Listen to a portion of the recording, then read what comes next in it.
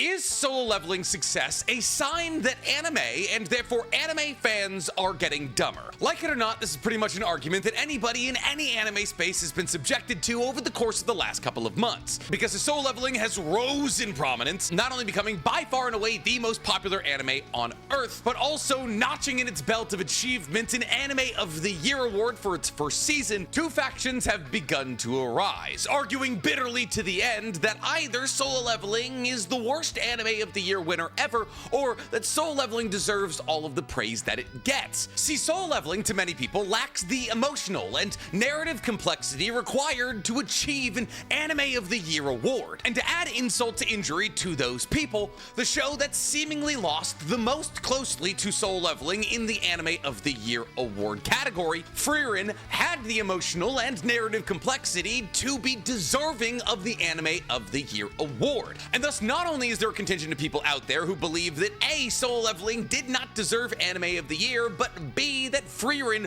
was snubbed. But is this event, solo leveling winning Anime of the Year over something complex and beautiful like Frieren, a sign of the anime community getting dumber, or is it a singular event brought about by the immense popularity of solo leveling? Well, today I'm trying to answer that question exactly, because today we're talking, is anime getting dumber? But before we get to discussing anything, guys, please, for me, like this video, subscribe to the page, and hit that noti bell. And if you guys are looking for one additional Nick video a week, you can go ahead and find my Naruto reaction series using the fourth wall link in my description below. We're in the Forest of Death, and Sasuke is awoken from his long nap, and he's snapping a couple of arms like twigs. So, the base of the argument that we're talking about today stems from the fact that a lot of people believe that solo leveling, as in anime and manhwa, is objectively dumb. Right? That's the problem. Solo leveling is the most popular anime on Earth right now, but people believe that as an IP, it's stupid, and therefore, because solo leveling is so popular,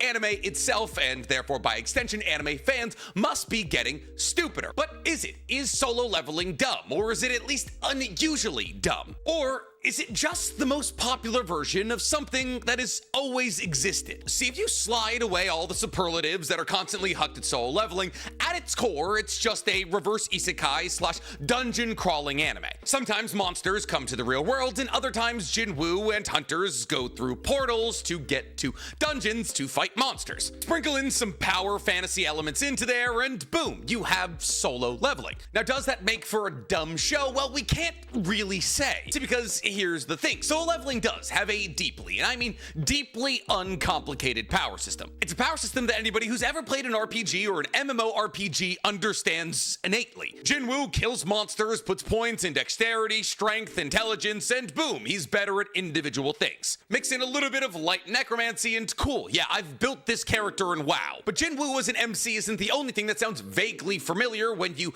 break down solo leveling to its core components. In fact, this 0 to hero's journey trope is almost a necessity in power fantasy, reverse isekai, or dungeon crawling anime. Just to name a few anime that are thematically almost identical to solo leveling, in just the last couple of years, we've seen things like Arafuda, From Commonplace to World's Strongest. I mean, my god, the 0 to hero is literally in the title. Slime Isekai, one of the most popular isekai on Earth, starts with the main character Rimuru as a slime, the weakest being in this fantastical world, who slowly but surely consumes his way to becoming the top entity in the entire universe. Rising of the Shield Hero, which is currently releasing its fourth season right now, has an MC who's reincarnated into a fantasy world as the weakest and most hated kind of hero, the Shield Hero, just to find a hack in the system that allows for him to consume other people's powers and use them through his shield. And if that sounds familiar to you, yeah, it's because it's exactly how Slime Isekai, and to a lesser extent, how solo leveling work. And the Rising of the Shield Hero also has a vaguely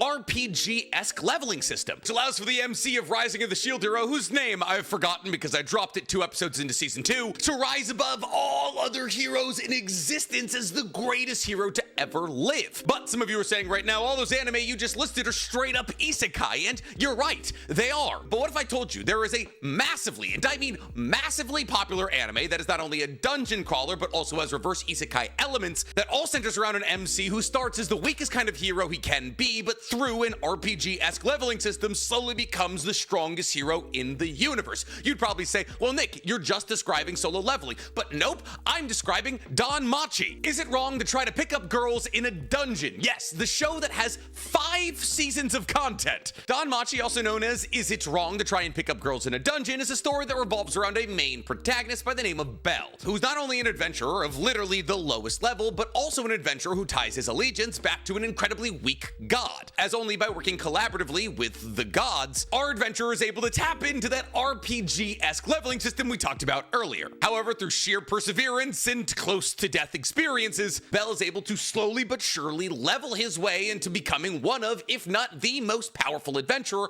on Earth. And you're gonna love this, the main love interest of Danmachi, for Belle is an absurdly powerful female adventurer known for her grace and dancing like sword combat. Yes, Ais Wallenstein and Che Ha-in are the same person. First-class blonde adventurers who dance their way through dungeons, slicing down monsters in their wake. All the while, the main protagonists of their universe chase after them until eventually they far surpass their level of power. So, solo leveling is not a new concept. But if it's not a new concept, then why is it so ridiculously popular? What separates it from all of the other anime that I just listed?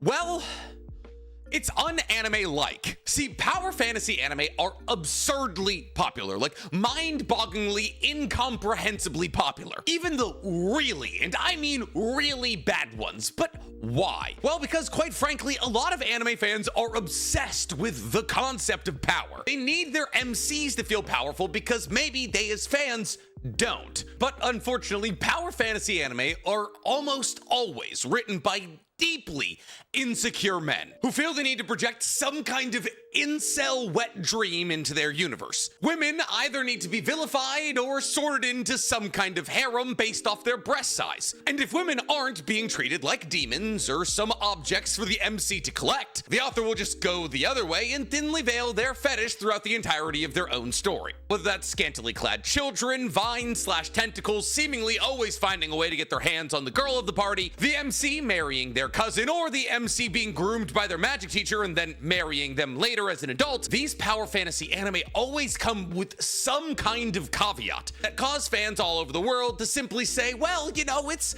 anime, it's gonna be weird sometimes. But what some fans are able to write off, others aren't. I don't care how good the world building is, I don't want to watch a 30-year-old reincarnated as an 11-year-old sexually assault a 12-year-old. I don't want to watch one of the first things that my main character do be buy a slave and then enter into some weird kind of relationship with said slave because said slave was 11 when he bought him and is now conveniently 18 because of how leveling in this world works. Solo leveling doesn't come with any of those caveats. Jinwoo is a not so interesting MC throughout the duration of his story, but he is lovable, not only before his power-up, but after. He's a man singularly motivated by helping out his sister and his mother, who has at max 2 potential love interests throughout the entire duration of his story, with one real clear winner who's treated as a human being. And while the show doesn't have a lot of prominent female characters who aren't treated as the extension of the men in their life, the show doesn't have a lot of prominent anything characters who are treated as anything but an extension of Jinwoo's life. See, I'm not saying that the women in Solo Leveling are particularly well written, but nobody in Solo Leveling is particularly well written. And if everyone's kind of bland from a character perspective, well, then at least they're equal. See, what I'm trying to say here is that Solo Leveling has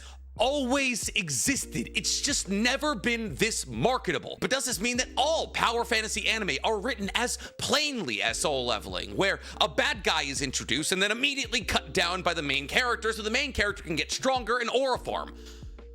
Well, yeah, kind of, actually. But Solo Leveling is unique in the fact that it is a true zero-to-hero story while also simultaneously being a power fantasy anime. See, your average power fantasy anime usually starts with the main character being unfairly categorized as weak, but in actuality, they're very strong. Take, for example, your prototypical power fantasy anime, like the Misfit at Demon King Academy, or Overlord, or the Irregular at Magic School, or maybe even Classroom of the Elite. All of these shows constantly rely on the fact that the people around the overpowered MC don't know the MC is overpowered, and thus the people around the MC attack the MC or try to steal a woman from his harem. They corner the MC into a situation that requires the MC to show them their massive power. And this is why I always say that these kind of anime fall into the incel wet dream category, because all of these situations are just thinly veiled allegories for the authors being bullied, and how in those moments the authors wish they could have unveiled some kind of ridiculous power to overcome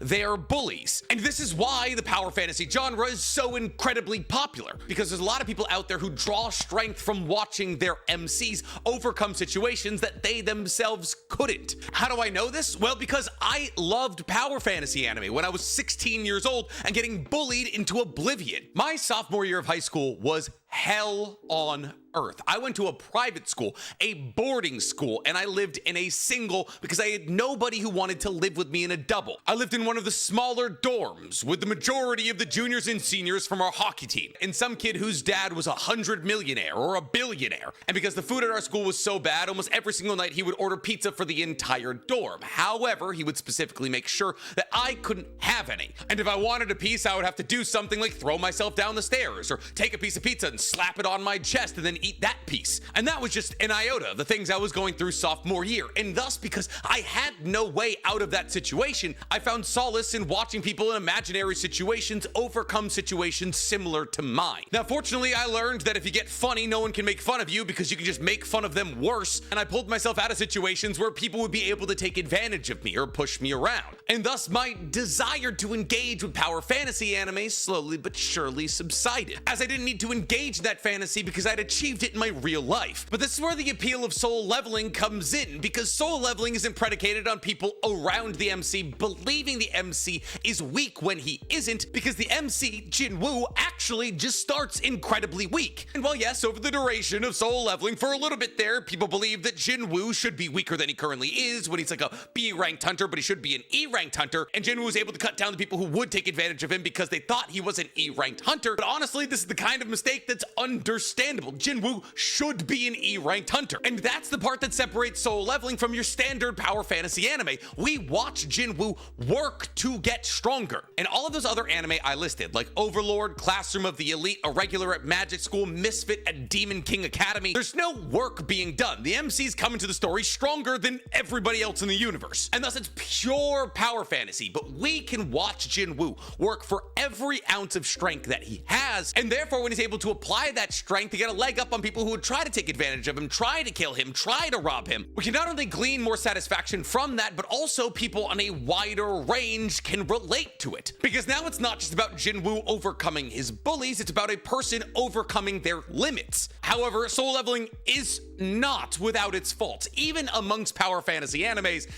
it's relatively simple. Even at its most complex, which is the introduction of the monarchs and the rulers, these primordial gods and creators of universes that have been battling for thousands, if not tens of thousands of years, they're still just treated as pins for Jinwoo to eventually knock down. Powerful pins, but still just increasingly powerful pins that slowly but surely Jinwoo has to slice his way through until there's nobody left. Even SAO, which is objectively at its lowest, way worse than soul leveling, and at its best, probably still worse than solo leveling, offers more complex scenario scenes and emotional developments than solo leveling at its peak. I mean, the Excalibur arc alone proves that point. And I believe that's the hole in solo leveling's armor and where this argument comes from. See, because solo leveling becoming insanely popular was only a matter of time. In the era of animation that we currently exist in, a power fantasy anime with a stomachable MC and no gross anime tropes was sure to blow up. But with solo leveling's absolutely explosive growth and popularity, large swaths of the anime community are seeing something for the first time that a lot of us have always known to be true,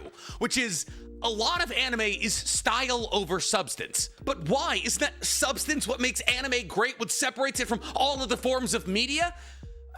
Well, kind of, but also not really. See, because here's the thing. A lot of kids watch anime. And more than that, a lot of people watch anime way less seriously than you. Some things get popular because they're popular. Labubu's, the Kardashians, Solo Leveling. Some people only watch one anime a year. And your pitch to them that the actual best anime of all time follows a group of middle school girls who become magical girls to fight against witches, but slowly but surely become the witches themselves, stuck in a forever time loop fighting against something called the Walpurgisnacht, is gonna fall on deaf ears. But is Solo Leveling a sign of dumber anime fans, or just a flash in the pan? An inevitability that was sure to come about when given enough time, given how many people in the anime community want to watch somebody be absurdly strong. Well, I have not an ounce of doubt in my heart when I tell you that over the course of the last 10 to 15 years, anime has gotten less complex, specifically in the region of power systems. But is that because of the lowered intellect of anime fans? I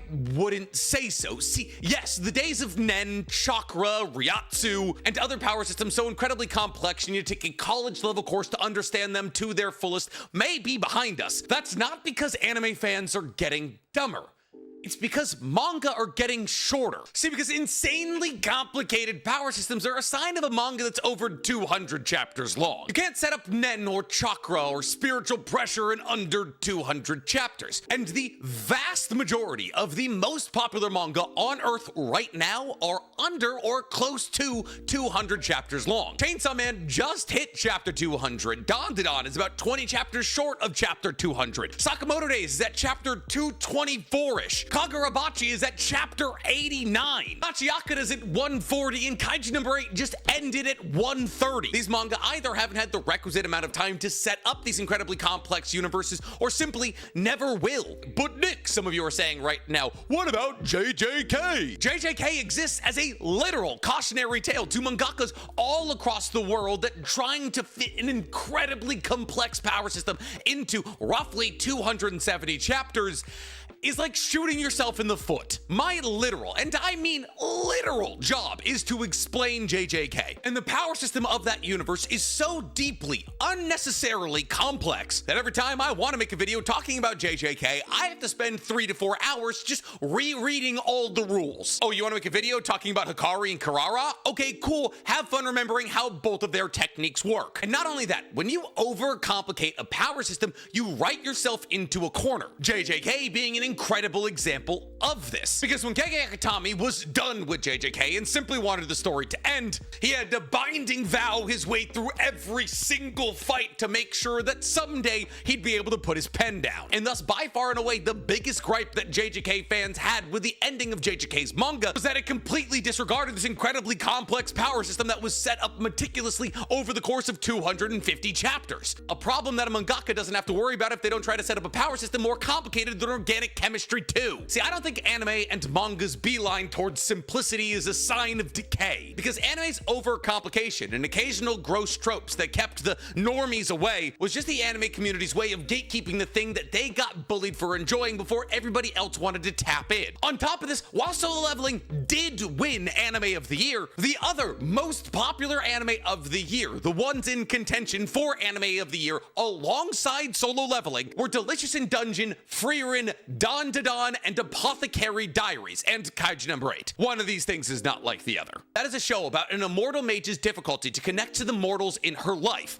A show about cooking monsters animated by Studio Trigger, Sherlock Holmes in a cat girl's body living in the Forbidden Palace, and genuinely the most complex and well-written group of characters maybe ever penned into anime in Dandadan. So yes, Solo Leveling won, but we have never had such diversity for consideration for Anime of the Year. So is anime getting dumber, and is it Solo Leveling's fault? No. Mangas are getting shorter and power systems are getting streamlined so mangakas can focus on more important things. Something like character development instead of spending 7 whole pages trying to describe how Kurapika's little finger dolphin works. And me, personally, as an anime and manga enjoyer, I prefer that. And you are talking to maybe Hunter x Hunter's #1 fan. So no, anime is not getting dumber, and no, it's not Solo Leveling's fault. Solo Leveling is good, and it's well animated, and its MC is likable, and there's a clear and understandable romance that doesn't make you feel icky. And it's popular, and it's easy to pitch to your friends who don't watch anime. Not everything needs to be an overly complex, character-driven masterpiece. You want to know why? Because those exist elsewhere. Watch Dandadan, watch Apothecary Diaries, watch Madoka Magica. You don't go to Haagen-Dazs and complain to the person scooping ice cream that they don't have steak. Having the opinion that anime and manga are getting dumber just means that you interact with the dumbest iterations of anime and manga. If you want a deeply mega shonen level complex power system that makes you feel good when you finally understand it, read Witch Hat Atelier. If you want a lovable cast of characters that drive the story even when they're doing incredibly mundane things, Dandadan. It feels as though Jinwoo doesn't work hard enough in his story and needs to suffer for the power that he gets, Berserk. You want to see a more complex break out of the mold mythical world, Sabuki Bisco. Solo leveling is like Caitlin Clark to the WNBA. I don't care if you don't like it. You have to acknowledge it's good for the league. And if you can't see that, well, I don't know. Go watch whatever new TV show Marvel just dropped that no one else is watching. Or turn your brain off and enjoy some solo leveling. I'm curious to hear from you guys. Do you think the anime community is getting dumber? Do you think anime is getting dumber? Let me know in the comments below. And while you guys are down there, please, for me, like this video, subscribe to the page, and hit that noti bell. Now, if you'll excuse me, a new episode of Rent a Girlfriend Season 4 just dropped.